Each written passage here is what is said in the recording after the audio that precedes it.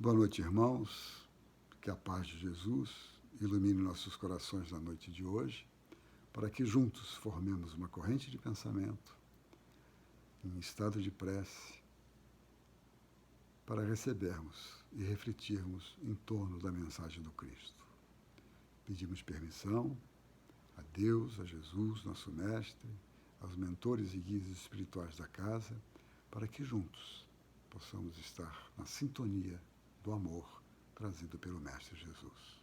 Que assim seja. Na noite de hoje, irmãos, nós vamos falar sobre a mansuetude e humildade, que é um título que está embutido na mensagem do Cristo de Mateus capítulo 11, 29, que diz o seguinte: tomai sobre vós o meu jugo e aprendei de mim, que sou manso e humilde de coração, e encontrareis descanso para as vossas almas. Esta passagem que vamos estudar, nós vamos estudar à luz de uma obra chamada Luz Imperecível, estudo minucioso do Evangelho, interpretativo do Evangelho, à luz da doutrina espírita, lançado pela União Espírita Mineira, cujo autor, que já desencarnou em 2009 e 2010, Honório Onofre de Abreu, que era o presidente da Federativa de Minas Gerais, a União Espírita Mineira, e que nos trouxe, ao longo dos últimos 40, 50 anos de sua existência, um trabalho incansável de estruturar uma metodologia para estudo e de pesquisa do Evangelho. Então, em homenagem ao Honório, nós vamos trazer uma reflexão dele no livro Luz Imperecível e vamos fazer alguns comentários em torno da sua interpretação, do seu entendimento em torno dessa passagem do Evangelho de Jesus que consta em Mateus capítulo 11, 29. Então, repetindo o versículo, dizemos: tomai sobre vós o meu jugo e aprendei de mim, que sou manso e humilde de coração, e encontrareis descanso para as vossas almas. Nós vamos passo a passo, analisando palavra a palavra, para termos um entendimento adequado da mensagem de Cristo e enriquecer o entendimento daquilo que Jesus está nos passando. Então, Jesus começa com um imperativo: tomai. Tomai sobre vós. Tomai, é um imperativo. Mas quem toma, por exemplo, uma atitude, o faz no devido tempo, informa-se a respeito, pondera para, enfim, resolver, decidir. O Mestre nos induz a uma tomada de posição. É quando se adota uma atitude consciente. Ela é sempre precedida de uma informação a respeito do assunto, uma ponderação nossa e uma resolução. Mas o que é uma atitude consciente? O que é a nossa consciência? A nossa consciência, pela definição dos espíritos, é o estado de ser do espírito, ou seja, é o patamar evolutivo que ele alcançou. Esta é a nossa consciência. E os espíritos nos esclarecem na questão 623 do Livro dos Espíritos que a lei de Deus está escrita na nossa consciência. Então nós temos o certo, o errado, a balança da justiça em nossos sentimentos, em nosso coração, em nossa consciência. Então, a atitude consciente é uma atitude de acordo com o entendimento que temos da lei divina. E cada um tem o seu. Por isso que Pedro, na sua segunda epístola, nos diz que o Evangelho não é de particular interpretação. Ou seja, cada um tem o seu ponto de vista, cada um tem o seu entendimento em torno do Evangelho. Porque nós estamos em momentos evolutivos diferentes. Nós somos semelhantes, mas não somos iguais. Cada um carrega características da vida presente como da vida passada, formando o nosso caráter. E temos, assim, então, o personagem vivendo neste momento na Terra. Então, o Mestre nos dá sempre uma condição e está nos chamando a uma tomada de posição. E diz: tomai sobre vós o meu jugo. Sobre vós o meu jugo, diz Jesus. Se Jesus fala do jugo dele, é porque existem outros jugos. E o que seriam esses outros jugos? Partindo de uma outra mensagem do Cristo, não podeis servir a Deus e a Mamon, é exatamente a divisão dos dois jugos. Ou estamos no jugo da matéria, ou no jugo do Espírito, ou na mensagem divina. Então, o jugo de Jesus é o jugo do amor, é o jugo da verdade. Porque as coisas da matéria, de Mamon, são passageiras e ficam aqui. O que carregamos é a realização do amor, da caridade, da fraternidade, da solidariedade. Momento, aliás, que estamos vivendo na pandemia mundial, onde toda a humanidade está passando pela mesma dor, pelo mesmo sofrimento, onde não sabemos ainda como será a vida após pandemia, mas que faz parte da nossa resignação, do nosso entendimento, porque se está acontecendo é com a permissão de Deus. Então, o jugo de Jesus, voltando ao nosso tema, Jesus fala do jugo dele porque há outros tipos de jugo. Então, e o que é o jugo de Jesus? O jugo de Jesus é estarmos na dominação de Jesus, nos nossos atos, nos nossos pensamentos, nos nossos entendimentos, na construção dos nossos sentimentos. É uma construção de ordem pessoal. Mas, como servos de Jesus, nos libertamos com o bem. Porque todo o caminho que Jesus nos ensina, todos os seus ensinamentos, nos trazem realizações, alegrias e felicidade. Quando estamos caminhando diante da lei, e na tradição judaica da época, se costumava inclusive dizer: como estás diante da lei? Ou seja, estás seguindo a lei? Estás satisfeitos? Estás felizes? Porque a construção da nossa felicidade é a tijolo a tijolo. É passo a passo. Nós devemos estar sempre vigilantes e atentos para construirmos a cada oportunidade da vida uma oportunidade de servir segundo Jesus. A orientação do Mestre é muito segura e muito clara. Então, como servos do mundo, nos escravizamos ao erro e à viciação. Aceitando o jugo dele, Jesus, não entramos num processo de submissão ou de sujeição, porque a sua mensagem de amor tem característica de espontaneidade e de aceitação. O que vem a ser isso? Essa espontaneidade de aceitação. É o nosso livre-arbítrio. Nós podemos seguir ou não, depende de cada um. E a nossa vida vai prosseguir. Mas quando estamos no jugo de Jesus, nós estamos no caminho seguro, prático, exequível, de construção da felicidade e da prática da caridade. Porque aquele que aceita o jugo de Jesus, causando ao que opera em seu nome esperança e maior confiabilidade num futuro melhor. Porque a mensagem do Cristo nos leva, pelas suas revelações, pelas revelações de Moisés, de Jesus e da doutrina espírita, porque estamos falando de Jesus à luz da doutrina espírita, conforme os espíritos vêm agregando informações, ampliando a mensagem do Cristo, e por excelência o Espírito Emmanuel nos traz mais de 2.000 interpretações, como falamos, em torno do Evangelho do Cristo, em 39 obras que ele comenta passagens do Evangelho, dos Atos dos Apóstolos, do Apocalipse, das cartas de Paulo, enfim, nos deixou um legado que devemos absorver ao longo das próximas existências de tanta informação que nos passou. Então nós vamos, pouco a pouco, migalhas a migalhas, formando o nosso colar de entendimento da mensagem do Cristo. Porque com ele, como Senhor e Mestre nosso, como guia e modelo da humanidade, que é o tipo mais perfeito, que aqui esteve entre nós, segundo o Livro dos Espíritos, questão 625, o tipo mais perfeito, vide a Jesus. Então, Jesus é o nosso mestre. E é assim que ele se designa diante de nós. Eu sou o mestre. Então, o mestre assume o papel nosso de inspirador.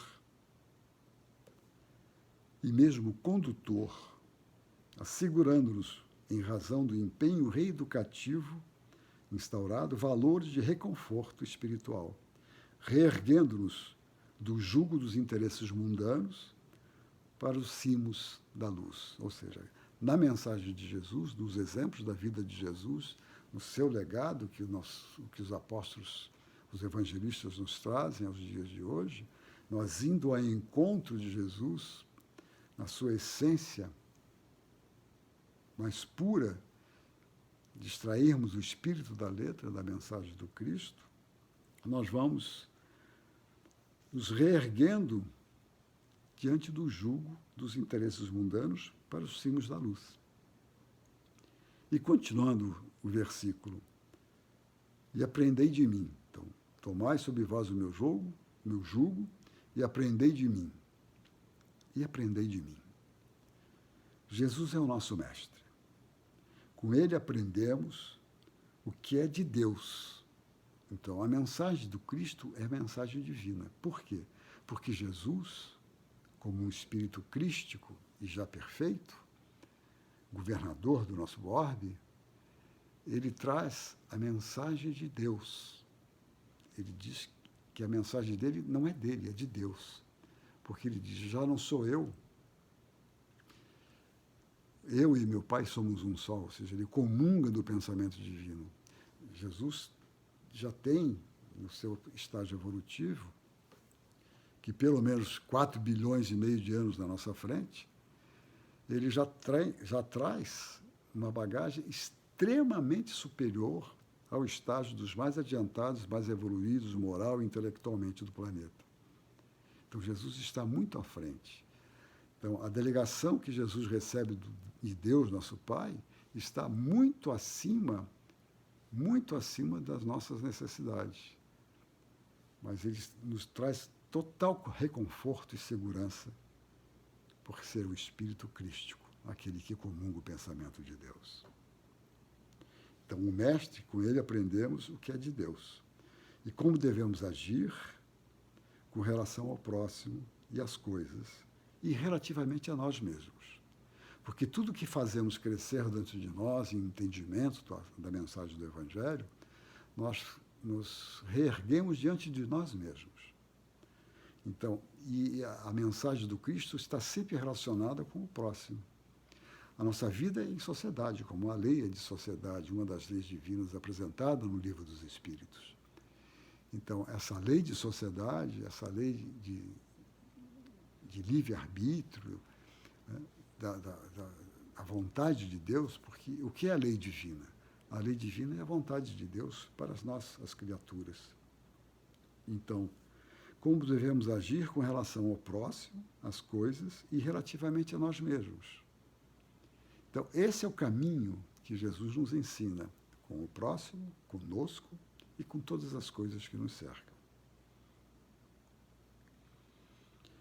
É o que a divindade espera de cada um de nós, na verdade. Jesus é a fonte de todo o conhecimento indestrutível. As palavras de Jesus, a mensagem de Jesus e os exemplos que ele nos deixou são de vida eterna.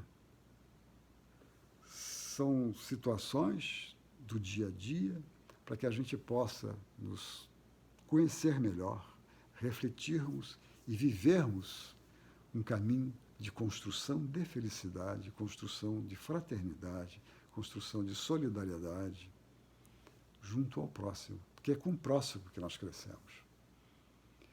É com ele que vamos enfrentar todas as dificuldades do caminho, com a resignação, bem-aventurados os aflitos, porque serão consolados, com humildade e com mansuetude.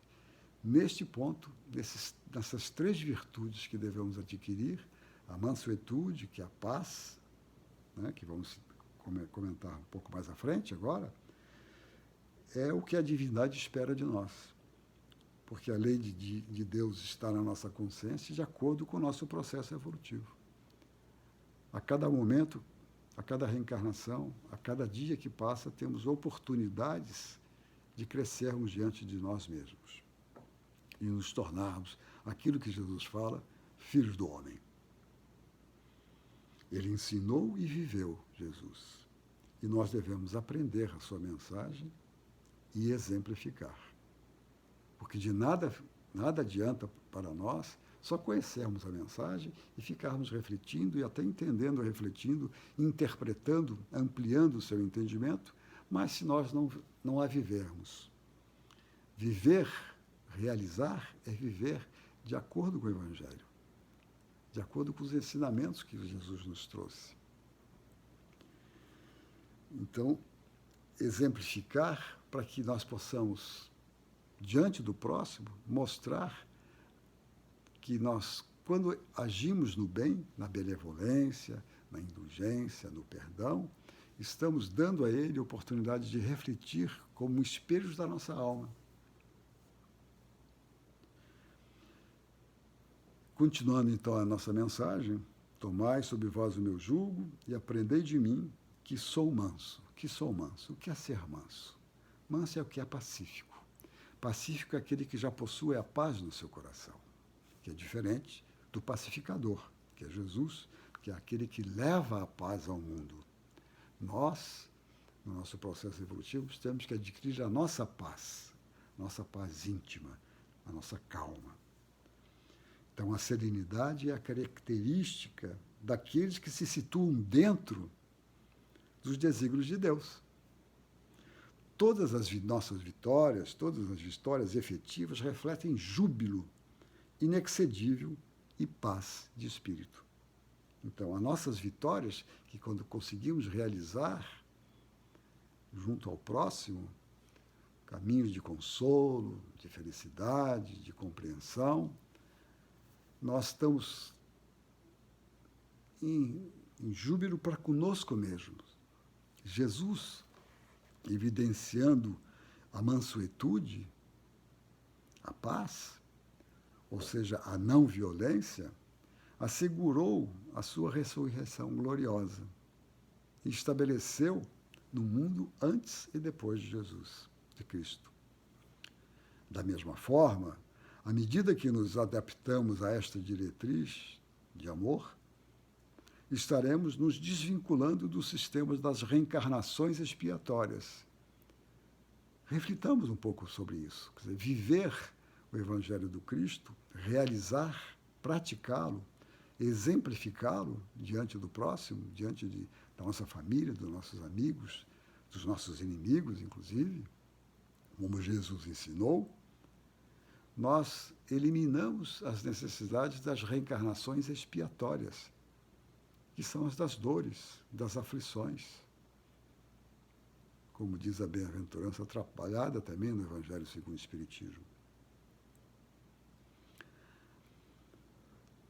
Bem-aventurados os mansos, porque herdarão a terra. Que terra é essa? Então, os mansos, os pacíficos, os humildes, os mansos, herdarão a terra.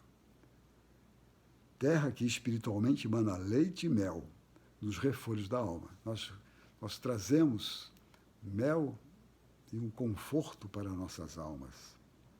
No entanto, não determinados à responsabilidade cristã, ou seja, quando nos afastamos da responsabilidade do cristão, porque quando nós tomamos conhecimento da mensagem divina, quando nós tomamos conhecimento da lei de Deus, nós estamos comprometidos com ela, porque a entendemos, a refletimos. Então, temos que praticá-la. Então, no processo sistemático, quando nós não estamos determinados na vontade do Cristo, na vontade de Deus, elegemos um processo sistemático de rebeldia, de prepotência, de intolerância, definindo no momento que passa, quando ainda aqui está na carne, experiências recapitulatórias de sofrimentos e de desequilíbrios, seguindo rotas infelizes, formando um corolário de desespero e de frustração. É assim que acontece quando nós saímos da meta, aquela meta que devemos atingir, que na linguagem bíblica chama de pecado. Pecar, na tradição judaica, quer dizer errar o alvo. Aí nós entramos em desesperos e frustrações, porque tudo que nós nos dirigimos, né, como falamos inicialmente, a mamon, ou seja, os valores da terra, do dia a dia, do terra a terra, nos causam frustrações. Porque tudo pode mudar e tudo passa na nossa vida da matéria. Começa e termina. Então, e o que nós levamos, a bagagem, é do bem que nós praticamos. É do conceito moral que nós construímos dentro do nosso ser. São as características que vamos absorvendo, interiorizando a mensagem do Cristo em nossos corações, em nossos sentimentos e em nossos atos. Para não formarmos esse colorário de desespero e de frustrações. Porque sou humilde de coração, disse Jesus nessa passagem, né? Tomai sobre vós o meu jugo e aprendei de mim, que sou manso e humilde de coração. Humilde de coração. Coração, o que é? Coração é sentimento. Humilde e simplicidade se materializa em tudo. O sentimento que dá essência e perfume. No ser de sentimento humilde, a simplicidade se materializa em tudo. Sentindo, pensando, falando e realizando, agindo. Então, o que nós sentimos, e aqui nós nos recordamos do livro Renúncia, onde o espírito Alcione, juntamente com o padre Damião, que é uma encarnação do espírito Emmanuel, no século XV, na França, onde eles estudavam o Evangelho, interpretando o Evangelho já naquela época. E Alcione nos dá um roteiro de que o Evangelho precisa ser conhecido, lido, refletido, interpretado e sentido. Quando nós interpretamos e sentimos a verdade que nos toca, só nos resta realizar, praticar, vivenciá-lo. Aí nós estaremos construindo efetivamente o caminho da nossa felicidade, das nossas realizações de ordem pessoal. Então, sentindo, pensando e falando e realizando, é assim que alguém consegue cumprir integralmente o seu trabalho. Jesus diz que não faz a própria vontade, mas a do Pai. Veja bem. Então, Jesus nos traz a mensagem de Deus. Jesus é o emissário de Deus. Ele traz, de forma bastante explícita e clara e simples, o caminho que nós podemos construir para os desígnios pelo qual fomos criados, de sermos perfectíveis e felizes. Os seus propósitos, trazidos por Jesus, não são senão os de concretizar os desígnios divinos. Então, a proposta de Jesus para nós é que nós concretizemos os desígnios de Deus para nós, de felicidade, de paz, de evolução e de sabedoria. Humilde de coração, e encontrareis descanso. Ora, o descanso é o futuro. Aprendemos, vivemos, para, enfim, obtermos resultados. Só o jugo de Jesus e o aprendizado da sua mensagem nos dão calma,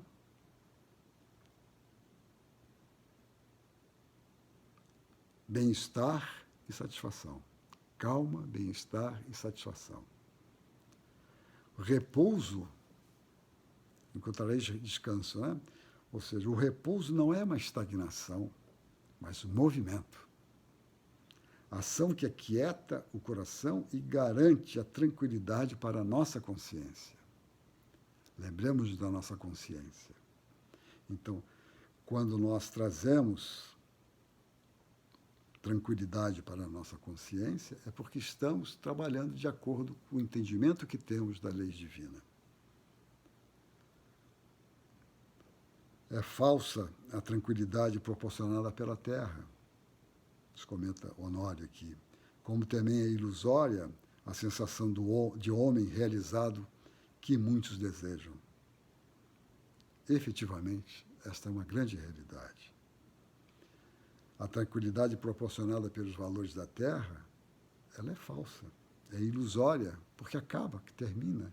E tudo que aqui construímos nada disso levamos, a não ser o bem que praticamos. A vida é dinamismo e a perfeição é a nossa meta. Ou seja, a meta é a perfeição. É o alvo que devemos atingir. Senão entraremos, como diz, no erro, que é o pecado. Ou seja, erramos a meta. Então encontrareis descanso para as vossas almas. O que é real vive em função da realidade. Nossas almas é uma realidade. Nós somos espírito, que estamos vestindo um corpo físico. Portanto, em função da alma, que é imortal. Nós somos imortais, não vamos morrer nunca.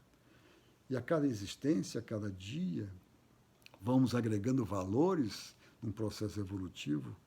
Não há caminhos contrários de perda, porque aquilo que adquirimos não perdemos mais.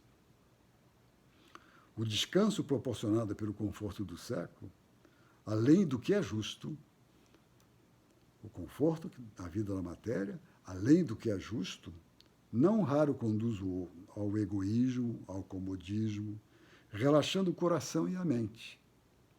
Devemos nos conscientizar, meus irmãos, de que a ociosidade de hoje pode ser a paralisia do amanhã. Fiquemos com essa mensagem para nossas almas, para nós, cristãos, que abraçamos essa doutrina maravilhosa e consoladora, com essa mensagem do jugo de Jesus. Vamos seguir o seu jugo. Na paz, na felicidade, na mansuetude e na humildade. Que a paz de Jesus envolva todos nós e enriqueça os nossos sentimentos. Agradecemos a casa, a oportunidade de estarmos aqui, a sua direção doutrinária, e nos colocamos sempre à disposição para novos estudos a respeito da mensagem do Cristo. Fiquemos em paz, com Jesus no coração. Que assim seja. Muita paz a todos.